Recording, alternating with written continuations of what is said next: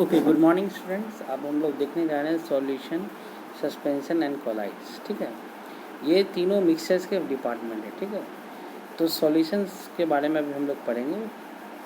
The substance which is dissolve in a liquid to make a solution is called solute and the liquid in which solute is dissolve is known as solvent. ये तो आप सब लोग जानते हैं, जो घुलता है उसे सॉल्यूट कहते हैं और जिसमें घुलता है वो सॉल्वेंट कहलाता है। एक सॉल्यूशन को बनाने में ये दोनों के रिक्वायरमेंट है, सॉल्यूट की और सॉल्वेंट की। ठीक है ना।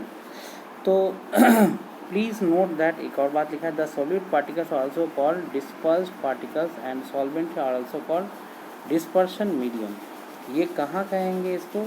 जब कोलाइड्स पढ़िएगा ना तो उसमें इस चीज़ को कहा जाता है कि सॉल्यूट को डिस्पर्स्ड पार्टिकल कहते हैं और सॉल्वेंट को डिस्पर्शन मीडियम कहा जाता है। ओके, नॉर्मली सॉल्यूट क्या होता है? लेसर अमाउंट में पाया जाता है। इसको समझने का ही तरीका है, पानी में अगर आप चीनी मिलाते हैं तो चीनी आपका बनेगा सॉल्यूट और पानी बन जाएगा सॉल्वेंट। यहाँ अगर समझ में आ गई बात तो सॉल्यूशन के बारे में, solution made by dissolving various solutes in water are called aqueous solution. अगर आप सॉल्यूशन बना रहे हैं पानी में किसी चीज़ को डिजॉल्व करा के तो वो एक्वस सॉल्यूशन कहलाएगा। ठीक है, और the solution made by dissolving solutes in organic liquid is called non aqueous solution. मतलब और भी सॉल्यूशन तैयार करते हैं, जैसे आप ऑर्गेनिक सॉल्वेंट में ईथर, अल्कोहल, इन सब में अगर कुछ डिजॉल्व करवाते हैं तो वो नॉन एक्वस सॉल्यूशन कहलाएंगे। ठीक है, एक्वस मतलब सॉल्वेंट वाटर है, नॉन एक्वस मतलब सॉल्वेंट वाटर नहीं है, ध्यान रखिएगा। अब आया solution. What is solution? A solution is a homogeneous mixture of two or more than two substances. Common example of solutions are salt solution, sugar solution, vinegar, methyl alloys and air etc. ठीक है, अब आते हैं हम लोग next department में। इसमें देखिए क्या पढ़ना है।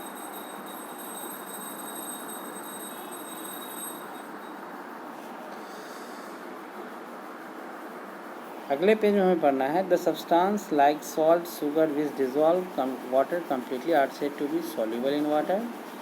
Only soluble substance form true solution. तो मतलब जो पानी में अच्छे से घुल जाए वो ट्रू सॉल्यूशन बनाएंगे। और अब हम लोग देखेंगे प्रॉपर्टीज ऑफ सॉल्यूशन। तो प्रॉपर्टीज ऑफ सॉल्यूशन, ये जो आपको 6 पॉइंट यहाँ नज़र आ रहा है, इसको अच्छे से पढ़ लीजिए और यही आपको नोट करना और याद रखना है। तो पहला क्या है? अ solution is homogeneous mixture. Homogeneous जानते हैं आप लोग। और साइज ऑफ सॉल्यूट पार्टिकल बहुत ही छोटा होता है, देखिए लेस देन 1 नैनोमीटर। ठीक है, लेस देन 1 नैनोमीटर इसका क्या है? साइज है। The particles of solutions, the particles of solution can not be seen even with microscope. आप माइक्रोस्कोप से भी इसके पार्टिकल को नहीं देख सकते। The particles of A solution pass through filter paper, so solutions can not be separated by filtration. मतलब ये इसके पार्टिकल्स फिल्टर पेपर से भी पास कर जाएंगे, इसलिए आप इसको किसी फिल्ट्रेशन मेथड से सेपरेट नहीं कर सकते। अरे पानी चीनी का घोल अगर आपको बोला जाएगा छन्नी से छान के अलग कर लो, कर पाओ? संभव ही नहीं है। उसके बाद solution are very stable. Solution stable होता है, अगर उसको हम पानी चीनी का घोल बना के रख दें चाहे 2 घंटा 4 घंटे के लिए, ऐसा तो नहीं होगा, चीनी उसका नीचे बैठ जाएगा सतह पे, है ना, वो stable. Okay, now a true solution does not scatter light. ये वेरी इंपॉर्टेंट है। स्कैटर का मतलब ये होता है कि जब लाइट इससे पास करेगा तो उसका पाथ विजुअल नहीं होगा। ठीक है, इसीलिए बोला गया है कि true solution does not scatter light. इसी इफेक्ट को टिंडल इफेक्ट भी कहा जाता है। तो मतलब सॉल्यूशन जो है इस इफेक्ट को शो नहीं करता। ठीक है, अब रहा बात टाइप्स ऑफ सॉल्यूशन। तो सॉल्यूशन के जो टाइप्स हैं यहाँ दिया, solution of solid in a liquid, ये भी आप जानते हैं। जैसे पानी में चीनी को घुलाए तो that is the example of solution of solid in a liquid. और भी एग्जांपल्स दिए, सॉल्यूशन ऑफ सॉलिड। ओके, ये है सॉल्यूशन सॉलिड इन लिक्विड। पहला एग्जांपल है सॉलिड इन सॉलिड, जैसे हम एलॉय बनाते हैं। Okay, solution liquid in a liquid, पानी में दूध मिला दो। ठीक है, विनेगर भी आपका एक सॉल्यूशन है, ethanoic acid in water. Gas in a liquid, soda water जो आप पीते हैं, Limca cola, that is solution of gas in a liquid. Gas in a gas, तो air is a good example of. ठीक है, solution of gas in gas. Now suspension क्या होता है पहले ये देखते हैं। दो substance which are insoluble in water form suspension, यानी जो घुलता नहीं है वो सस्पेंशन बनाता है, और ये मिक्सचर हेट्रोजीनस होगा, ठीक है। जैसे चॉक वाटर हो गया, मडी वाटर हो गया, इन सब ये सब जो है क्या होते घुलते नहीं हैं, ये कैसे बनाएंगे, सस्पेंशंस बनाएंगे। तो प्रॉपर्टी ऑफ सस्पेंशंस क्या होगा, तो उसको अब देख लेते हैं हम लोग। क्या कहता है, suspension is a heterogeneous mixture, the size of solute particles in A suspension is quite large. आप देखेंगे वहाँ पे 1 नैनोमीटर से कम है, और यहाँ पे साइज 100 नैनोमीटर से भी ज़्यादा होना चाहिए। सॉल्यूशन में 1 नैनोमीटर से भी कम है, और यहाँ साइज देखिए 100 नैनोमीटर से भी ज़्यादा है। Particles of suspension can be seen easily, वहाँ सॉल्यूशन के पार्टिकल्स को आप माइक्रोस्कोप से नहीं देख पा रहे थे, और ये आप इसको आसानी से देख सकते हैं, मतलब with your naked eye. The particles of a suspension do not pass through filter paper, so suspensions can be separated by filtration.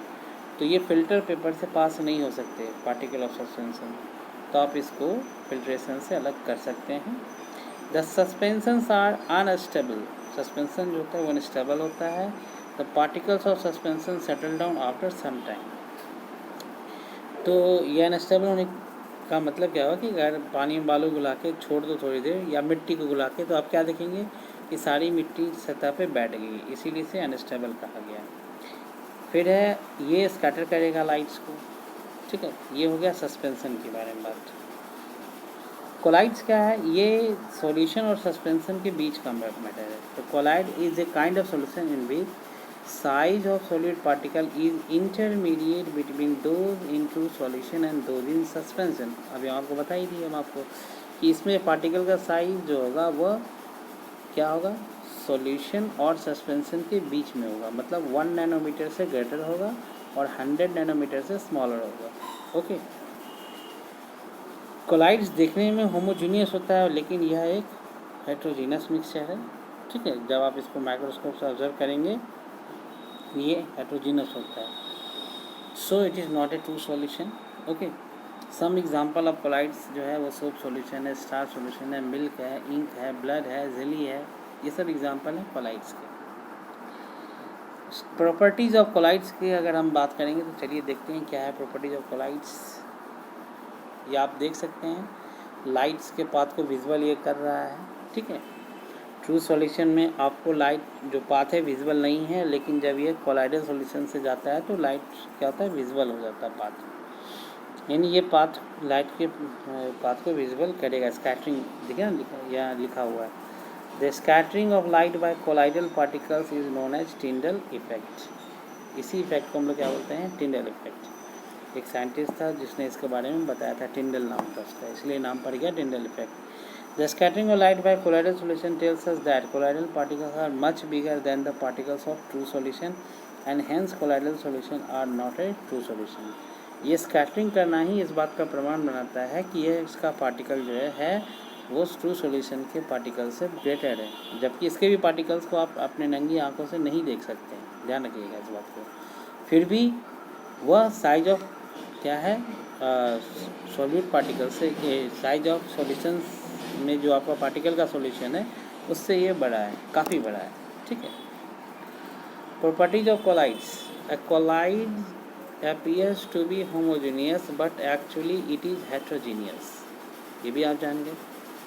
The size of particles in colloids is bigger than those in a true solution but smaller than those in suspension. अभी तुरंत बताया हम आपको, इसी के बीच में होगा। The particles of most colloids can not be seen even with microscope. इसके पार्टिकल्स को हम लोग माइक्रोस्कोप से भी नहीं देख सकते, जैसे कि ट्रू सॉल्यूशन के पार्टिकल्स को नहीं देख सकते, ठीक है। The particles of colloids can pass through filter paper, so colloids के पार्टिकल को भी हम लोग सेपरेट नहीं कर सकते। देखिए ये सिमिलरिटी जो गया सॉल्यूशन और कोलाइड में, ना तो सॉल्यूशन के पार्टिकल को आप सेपरेट कर सकते हैं फिल्टर पेपर से, ना ही कोलाइड्स के पार्टिकल कर सकते हैं, ठीक है ना। लेकिन एक गुण मिल जाने की वजह से ऐसा तो नहीं कि हम उसको सॉल्यूशन में रख दें, क्योंकि सबसे इम्पॉर्टेंट है स्कैटरिंग ऑफ लाइट, वो तो ये शो करता है, समझ के बात को, इसलिए इसे अलग कैटेगरी में रखा गया। ना तो ये फुल्ली सस्पेंशन बन पाया, ना ही ये फुल्ली ट्रू सॉल्यूशन। आपका एक और जो प्रॉपर्टी यहाँ दिया हुआ है, द कोलाइड्स है ना। द कोलाइड्स के बारे में क्या दिया है,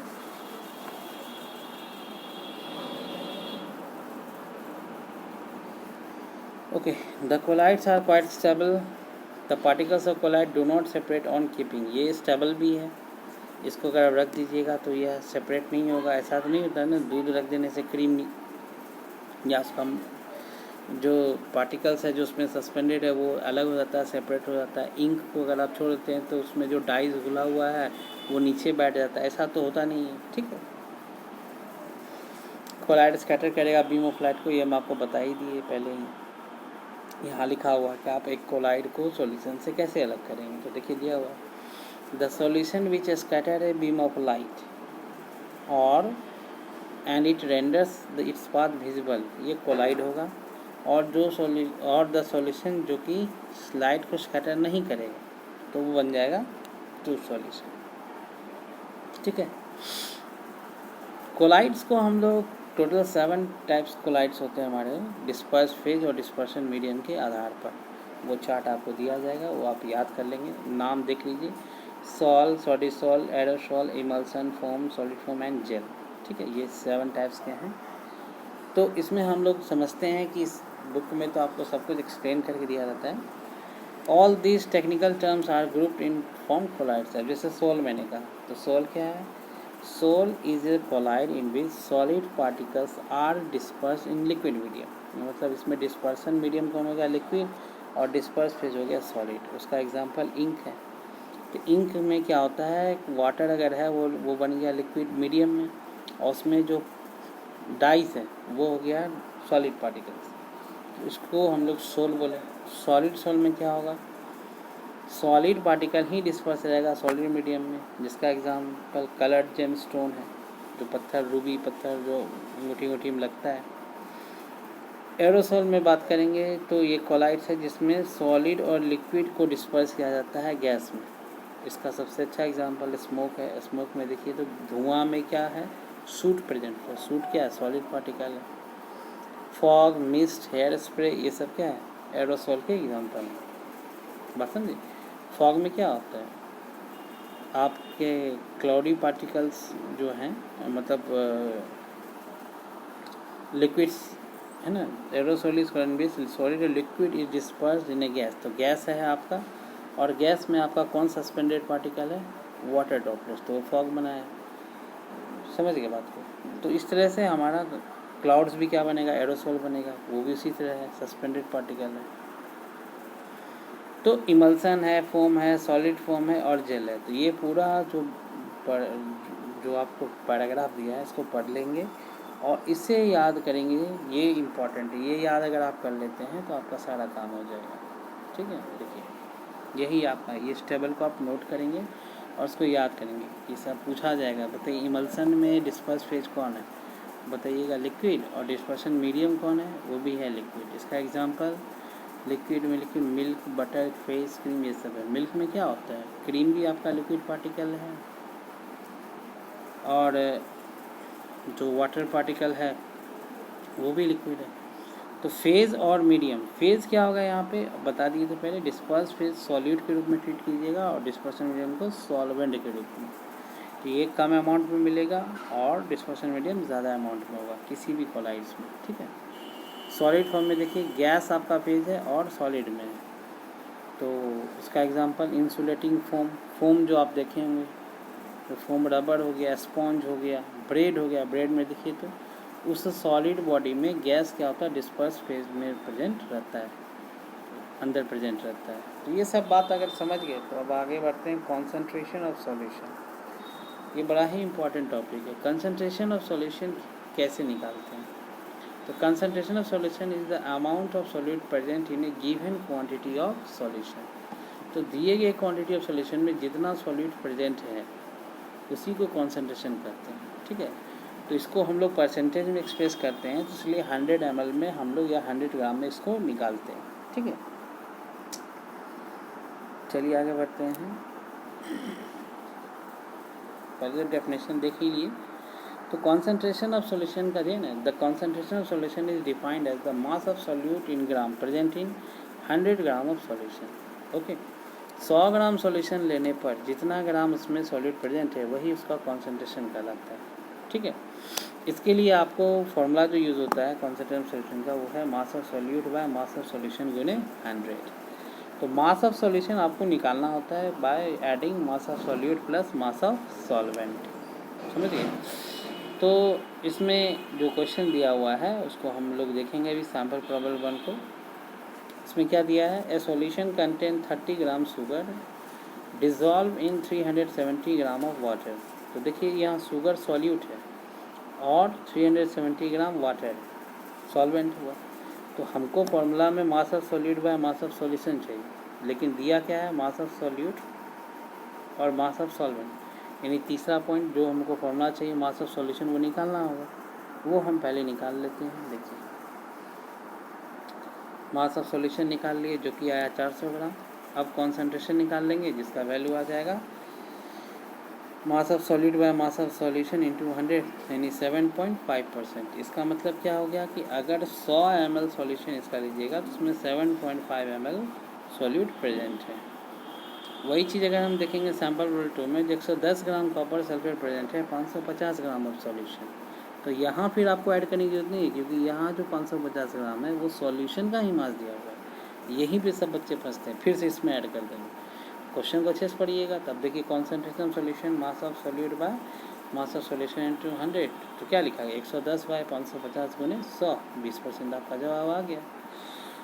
समझ के बात को ना। तो उम्मीद करते हैं इसमें कोई दिक्कत नहीं होना चाहिए कंसंट्रेशन के सवाल में। हाँ, कंसंट्रेशन का सवाल जो है वहाँ मास के आधार पे था, यहाँ वॉल्यूम के आधार पे। तो मास बाय मास भी आता है और वॉल्यूम बाय वॉल्यूम भी आता है, बस अंतर क्या होगा ये ml में लिखाएगा। तो कंसंट्रेशन सॉल्यूशन एक और फॉर्मूला बना volume of solute by volume of solution गुने 100। कोई दिक्कत? What is volume of solute? 20 ml। अगर क्वेश्चन को पढ़ेंगे यहाँ दिया 20 ml दिया हुआ है और सॉल्वेंट मान लीजिए 80 ml दिया हुआ है। ठीक है, तो सॉल्यूशन निकालना पड़ेगा 20 + 80 हो गया 100 ml। तो यहाँ फॉर्मूला निकाल दिया गया 20%। उस पर आपका एक सवाल फिर दिया हुआ है 50 ml अल्कोहल जो है मिलाया गया 150 ml वाटर। तो अब देखिए 150 ml वाटर सॉल्वेंट है, तो हमें फिर निकालना पड़ेगा वॉल्यूम ऑफ सॉल्यूशन जो यहाँ देखिए निकाला गया है। तो जोड़ के निकाला 200 ml, तब कॉन्सेंट्रेशन के फॉर्मूला को लगाया गया। तो ये सब सैम्पल प्रॉब्लम आप बनाएंगे। ठीक है, इस क्वेश्चन में देखिए फिर वही होगा, इसमें आपको 2 ml एसीटोन जो है प्रेजेंट है 45 ml ऑफ एक्वा सोल्यूशन। तो क्या यहाँ जोड़ने की ज़रूरत है? नहीं है, बिकॉज 45 ml जो है वो सॉल्यूशन के बारे में बता रहा है। इसीलिए फॉर्मूला देखिए volume of solute by volume of solution गुने 100 लगाए 2/45 × 100, तो आपका सॉल्व हो गया। ओके, इसके बाद हम लोग आगे क्लासेस में पढ़ेंगे सैचुरेटेड अनसैचुरेटेड के बारे में। इतना तक काफ़ी है। सैम्पल प्रॉब्लम बनाएंगे ये और फॉर डेफिनेशन लिखेंगे, उस टेबल को भी लिखेंगे जो बताया गया है। ओके, और properties of solute solution colloids और सस्पेंशन इसको भी कॉपी में नोट करेंगे। Okay, that's it.